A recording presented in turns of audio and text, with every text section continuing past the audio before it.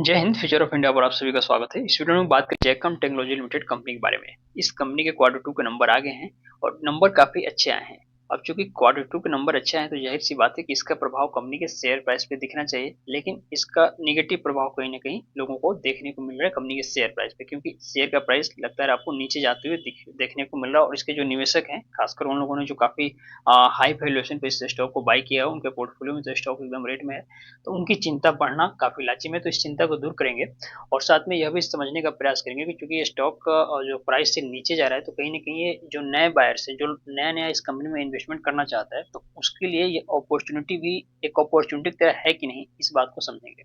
क्योंकि जैकम technology limited का जो काम है, जो कंपनी का बाकी फंडामेंटल्स है, ये सब ठीक है। लॉन्ग टर्म के लिए इस स्टॉक को अपने पोर्टफोलियो में जगह देना बनता है। इस हिसाब से हम समझेंगे कि सारी क्या चीजें हैं और क्या बातें इस स्टॉक में हो सकती हैं। शुरू से शुरू करते हैं। देखिए, जैकम टेक्नोलॉजी लिमिटेड के काम को समझेंगे तो ये जो कंपनी है, फाइनेंशियल सर्विसेज तो देती है, साथ में ये कंपनी स्टॉक ब्रोकिंग की भी सुविधा देती है। हैदराबाद में कंपनी का मेन ऑफिस है।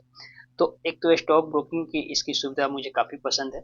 इसके अलावा कंपनी चूँकि भारतीय प्रतिभूति बाजार में शामिल है और चूँकि ये फाइनेंशियल सर्विसेज भी देती है, तो इस हिसाब से भी मुझे इसका कंपनी का काम धाम ठीक लगता है। और उसके जो काम है, इसके बदौलत लॉन्ग टर्म में इसके शेयर प्राइस में तेजी आपको देखने को मिलेगी, क्योंकि इसका डिमांड हमेशा बना रहेगा।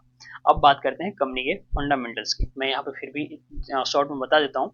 60 करोड़ के आसपास कंपनी का वैल्यूएशन कम होने के बाद हो गया है, पहले ज़्यादा था। क्योंकि शेयर प्राइस कम होता है तो वैल्यूएशन कम होता ही है।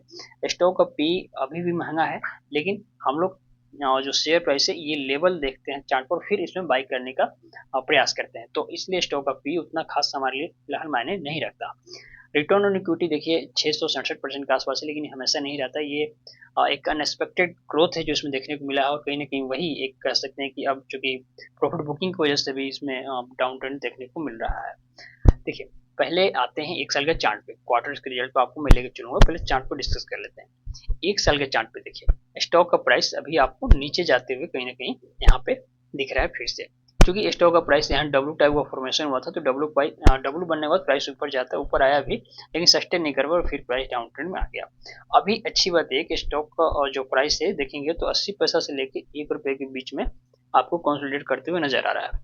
यानी कहीं ना कहीं कह सकते हैं कि एक कंसोलिडेशन रेंज में है, और जब इससे बाहर निकलेगा तो प्राइस आपको ऊपर की तरफ जाते हुए दिखेगा। तो आपको अभी धैर्य रखना है, क्योंकि अभी हाल ही में क्वार्टर टू के नंबर आए हैं, और जैसे मैं बताया नंबर अच्छे आए हैं, तो नंबर जब अच्छे आते हैं तो इसका प्रभाव कंपनी के शेयर प्राइस पे देखने को मिलता ही मिलता है। तो मुझे उम्मीद है कि 80 पैसा से फिर ये सपोर्ट लेके प्राइस ऊपर उठेगा और 1 रुपए का जो रेजिस्टेंस है इसको ब्रेक कर देगा। तो जब 1 रुपए के रेजिस्टेंस को ब्रेक करेगा तो जो नया व्यक्ति है यहाँ पे एंट्री ले सकता है, जो अभी तक इसमें पैसा नहीं लगाए हैं। और रही बात एवरेजिंग करने की, जिसके पास पहले से इसमें इन्वेस्टमेंट है और वो अगर एवरेजिंग करना चाहता है, तो वो भी जब 1 रुपए से ऊपर निकलेगा तो यहाँ पे पैसा लगा के अपने जो एवरेज प्राइस है उसको कम कर सकते हैं। अब बात करते हैं कंपनी के क्वार्टर्स के नंबर की। देखिए, क्वार्टर्स के नंबर जो आए हैं, सितंबर क्वार्टर का रिजल्ट बहुत बढ़िया आया है। सितंबर क्वार्टर में देखेंगे कंपनी का जो सेल्स है पिछले क्वार्टर के मुकाबले लगभग डबल हुआ है।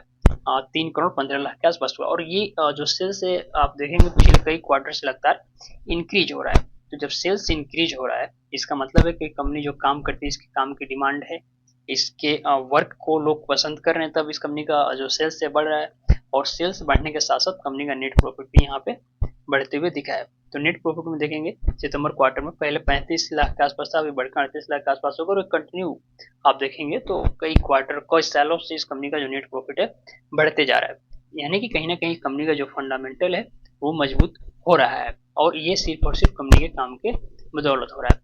तो अब दिक्कत कहाँ पे आ रही है? जब सब चीज बढ़िया हो रहा है तो आखिर कंपनी का शेयर प्राइस बढ़ने के बजाय नीचे क्यों जा रहा है, इसको समझते हैं। बैलेंस शीट पे समझिए कि आखिर शेयर प्राइस नीचे क्यों आया है। यहाँ पे देखिए कंपनी का जो डेप्ट है, डेप्ट फिलहाल कंपनी का यहाँ पे कई क्वार्टर से धीरे धीरे देखने को मिलेगा कि बढ़ते जा रहा है, बढ़ते जा रहा है। लेकिन सितंबर क्वार्टर में जाके ये जो कंपनी का डेप्ट है आपको कम होते हुए नजर आया है, क्योंकि सितंबर क्वार्टर में ही कंपनी को ठीक ठाक जो प्रॉफिट है प्रॉफिट हुआ है। तो ये जो प्रॉफिट हुआ है इसकी बदौलत कंपनी ने यहाँ पे अपने कर्ज को कम किया है, और कर्ज को कम किया है यानी कि प्रॉफिट का पैसा निकल के डेप्ट चुकाने में गया है। तो ये एक प्रकार से लोगों को मन में निगेटिविटी फैला रहा है, एक निगेटिविटी की तरह ही होता है जिसको लोग एज ए निगेटिव लेते हैं, जिस वजह से शेयर प्राइस पे आपको इफेक्ट पड़ते हुए दिखा और प्राइस कहीं ना कहीं डाउन ट्रेंड में आया है। लेकिन जैसे मैं बताया, क्योंकि अब नंबर अच्छे आए हैं और कंपनी ने अपने डेप्ट को भी कम कर लिया, तो जाहिर सी बात है कि अब ये जो शेयर प्राइस डाउन ट्रेंड में ये अब आपको ऊपर की तरफ जाते हुए दिखेगा, और आपको इसके लिए थोड़ा धैर्य रखना होगा। प्लस कंपनी के पास रिजर्व पैसा भी नहीं, मेन समस्या यहाँ पे यदि रिजर्व में थोड़े बहुत पैसे होते कंपनी के पास तो ये शायद प्राइस इतना डाउन में नहीं आता और प्राइस रिकवर कर गया होता। हालांकि ये जल्दी रिकवर कर जाएगा, आपको इसके लिए थोड़ा धैर्य रखना होगा। इन्वेस्टर्स देखेंगे तो तकरीबन 4% के आसपास कंपनी के प्रमोटर्स हैं, तो बाकी पेनी स्टॉक के मुकाबले तो इसमें ठीक ही है, इतने प्रमोटर्स की मात्रा है तो ठीक, और थोड़े बहुत यहाँ पे FII DI के भी हिस्सेदारी, क्योंकि कंपनी स्टॉक ब्रोकिंग की सुविधा देती है और शेयर मार्केट से जुड़े हुए तो इसमें FIIs की हिस्सेदारी बनती है और ये लोग हैं। तो ऐसे स्टॉक्स में जिसमें FII DI और प्रमोटर्स भी हैं तो इसमें आपका अगर इन्वेस्टमेंट है तो आपने कुछ गलत नहीं किया है, बस आपको धैर्य रखने की जरूरत है। ओवरऑल यदि बात करें तो जयकम टेक्नोलॉजी लिमिटेड जो कंपनी है लॉन्ग टर्म के इन्वेस्टमेंट के लिए एक बेहतर स्टॉक साबित हो सकता है, मल्टीबैगर भी बन सकता है, लेकिन आपको इसके लिए पेशेंस के साथ काम करना होगा, इसमें पेशेंस रखना होगा। और जो लेवल मैंने आपको दिए हैं, चाहे वो नए व्यक्ति इसमें बाई करना चाहते हो, यदि पहले से आपका इन्वेस्टमेंट है तो आप जिस लेवल पे भी एवरेजिंग करना चाहते हैं वहाँ पे एवरेजिंग कर सकते हैं। इससे रिलेटेड मन में कोई और अन्य सवाल है तो आप मुझको इंस्टाग्राम पे पूछ सकते हैं, इंस्टाग्राम का लिंक वीडियो को डिस्क्रिप्शन में मिल जाएगा। मुझसे जुड़कर बातें करने के लिए आप इंस्टाग्राम पे मुझको फॉलो कर सकते हैं।